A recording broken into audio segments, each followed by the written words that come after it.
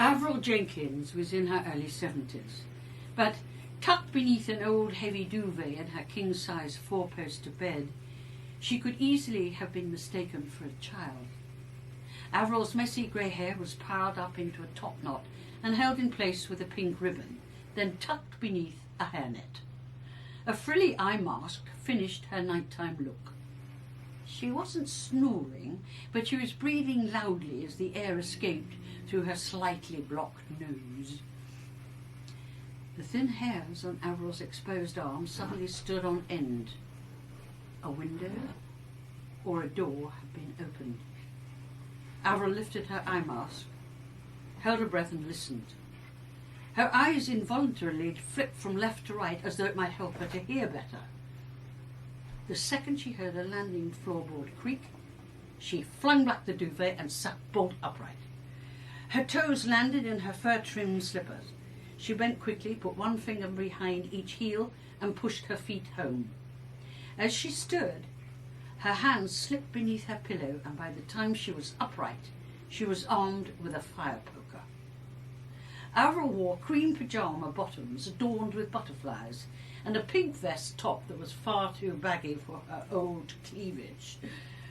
Rather than being fearful, Avril was furious. She did not leave her bedroom with any degree of caution. Rather, she raced out, flicking on every light switch as she moved. She bolted along the landing towards a set of billowing curtains and slammed the sash window closed. For a second, Avril's head spun as she tried to visualize her evening routine of checking all the doors and windows. Had she missed this one?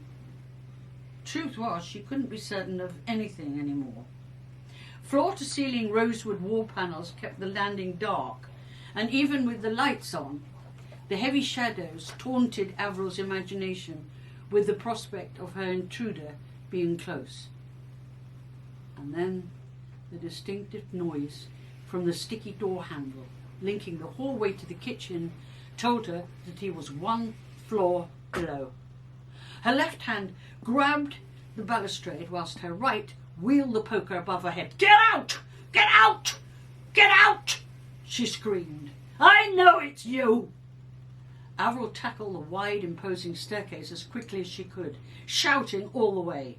Each steep step down made her old knees click with a sharp pain, and by the time she was in the hallway, her right arm had dropped to her side with the weight of the heavy poker. Avril's body could no longer keep up with her brave and fearless spirit. But at the bottom of the stairs, fueled by rage, Avril summoned a second wind. She headed along the hallway towards the kitchen, flicking every light switch on as she went. One of the switches lit a series of 6 antique brass picture lights, which illuminated the extensive art collection adorning the hallway walls. Avril shuffled, shouted her way towards the kitchen door, which moved and creaked in the night wind from the open back door that the intruder must have used as their exit just seconds earlier. As she burst into the kitchen, she could see the first 20 feet of back lawn lit by a semicircle of light. Beyond that, the remaining 5 acres of land stretched out into the pitch-black night. By the time Avril reached the back door, she could hear someone running through dried leaves, which she knew were piled up against the east wall because she put them there earlier that day. Then she heard the scrabbling of feet on brickwork as he dragged himself up and over the 10-foot-high perimeter wall.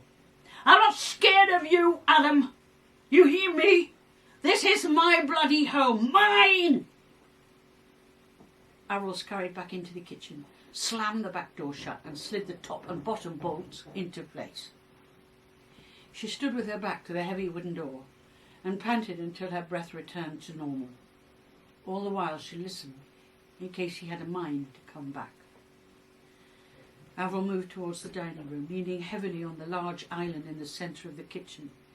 She flicked the light on and glanced around to see if there was anything obviously missing. Her display crystal was where it should be, as was her Royal Crown Derby dinner set. Avril looked at the poker in her hand.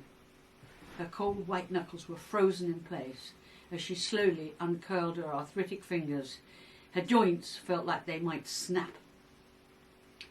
Now much calmer, and certain that she was once again the only person in the house, she walked towards the living room, constantly looking and checking for what he'd stolen this time. He'd have taken something. He always did. Avril opened the large ornate globe that stood next to the fireplace to reveal an extensive array of half-full bottles of spirits, wines, and those drinks that only came out at Christmas, such as avocado, bay leaves, and Cinsano. As she poured herself a large brandy, Rossetti's Venus Vorticordia looked down on her from above the white marble Georgian mantelpiece. It was only when she closed the lid of the globe that she noticed the space on the mantel where a silver-framed picture had once stood. Although her face gave away no trace of emotion, Avril's eyes filled with tears. A precious wedding photo was no longer where it should be. It wasn't the best picture of Avril and her late husband, Frederick, but it was her favourite. It captured one of those moments in time, in between the obligatory posing when they had glanced at each other's eyes and laughed at how deliriously happy they were. It was an impromptu snapshot of a pure, honest, soulful love, and Adam had taken it from her. It was another 20 minutes before the solo police car arrived, driven by a very weary young officer who had drawn the short straw.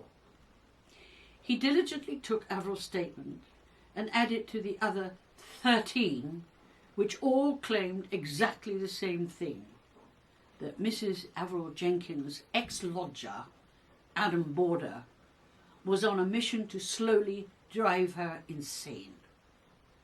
And when he finally got bored of doing that, Adam would put an end to her torment by murdering her in her own home. Ooh, it's so good.